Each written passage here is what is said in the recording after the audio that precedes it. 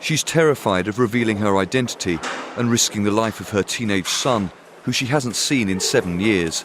In late 2002, she met a woman in Tashkent who offered her a waitressing job in Dubai. The woman said she'd pay for the ticket and organise the paperwork. 2 weeks later, her terrifying journey began. She was told to fly to the Georgian capital in transit to Dubai. On arrival, she was met by a woman and 2 men who confiscated her passport. They took her to a house where at least 20 other women from Uzbekistan were being held. She was locked in the house for a month before 4 men took her by car to Batumi, near the Turkish border. Here, she was handed over to another group who escorted her on a bus to Istanbul. From there, she was accompanied on a flight to Dubai. On the aircraft, Svetlana was told her new identity. On the plane, they gave me a Georgian passport. I said I didn't want it. She showed me a paper with details of my family. She knew all about my family. She said if I didn't do what she said, my family would die. Locked in a house in Dubai, she was forced to have sex with men, often for over 12 hours a day. Inside the house, the girls would sit in one room. A man would come and choose one of us. Then we would go with the customer. After a few months, Svetlana was chosen by another woman who forced her to work in nightclubs. Al Jazeera secretly filmed inside one such club and spoke to a number of women who said they were forced to be sex workers by people who had confiscated their passports and threatened them with violence. There was always a woman with me, and she took the money directly from me.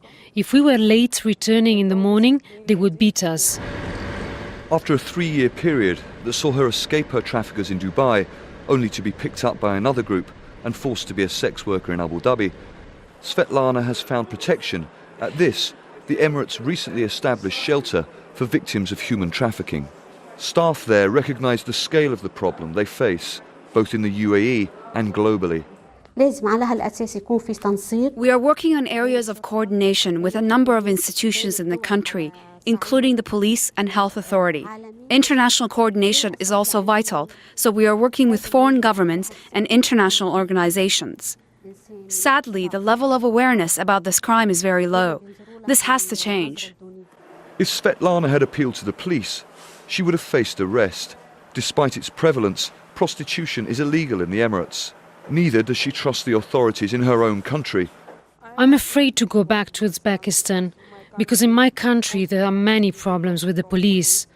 I'm afraid of the traffickers too, but I must go back. I want to be with my family.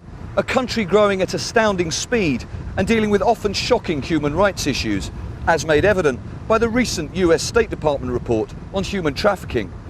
Now, it's clear some improvements are being made, both at an international level, in dealing with other governments, and in helping victims here. But the authorities say there are still massive challenges ahead. Charles Stratford, Al Jazeera, Dubai. A little earlier, I spoke to Lala Nusseibeh, a member of the United Arab Emirates National Committee to Combat Human Trafficking, who believes the UAE is making progress. As you're aware, Kamal, the numbers for how many victims of trafficking occur annually vary tremendously across different regions and across different countries. But we are starting to work on several fronts to try and quantify and qualify that data, and we are doing so through enforcement of our legislation, through accurate transcription of our court records, how many prosecutions are occurring each year under Federal Law 51. Just to give you an example, in 2008, there were 20 cases of trafficking prosecuted under Federal Law 51, which is a 100% increase from 2007, where only 10 cases appeared before the courts. And but I think it would these numbers... Sorry to interrupt you. I mean, those are interesting numbers you've put forward there, but I'd suggest that the problem's a lot more widespread than 10 or 20. And the woman in our report was saying that she very much felt she couldn't go to the police because of the fact that prostitution is illegal in the Emirates. She felt that she couldn't go there because she risked being arrested. You know, I think it's unfortunate that she felt that way, but I think our police have come a long, long way in terms of making their services, in terms of helping victims of human trafficking, in terms of offering counselling and psychological care, in terms of opening up human rights departments over the last couple of years. And I think in many ways what this victim unfortunately experienced is perhaps not enough awareness raising on our part. And I think that's something that we are rectifying in the country, and it is definitely part of the national action plan that the Human Trafficking Committee is carrying out. What about the cultural side of things, if I can ask about that? You've quite rightly pointed out there are laws in place and you're working towards counselling services and things like that. Culturally, though, there's got to be a huge issue here. The fact that, as I said, it's illegal in the Emirates, it's happening, and it's not just the girls who are coming there, it's the businessmen who are making it happen. They're working in Dubai, obviously, undercover. How do you combat that when you're working with a culture that perhaps doesn't accept or understand how this works, perhaps in other parts of the world?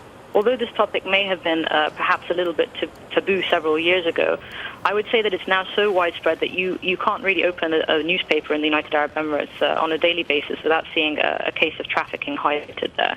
And I think that, in fact, this is perhaps somewhere where the UAE has become a leader in the region. We tackle this issue very openly, not just sexual exploitation of women, but also child exploitation, domestic abuse, and several other interrelated issues that perhaps in this part of the world were culturally sensitive several years ago. I think you'll find are debated as viciously on the domestic agenda here as any other country. The issue of human trafficking there in the United Arab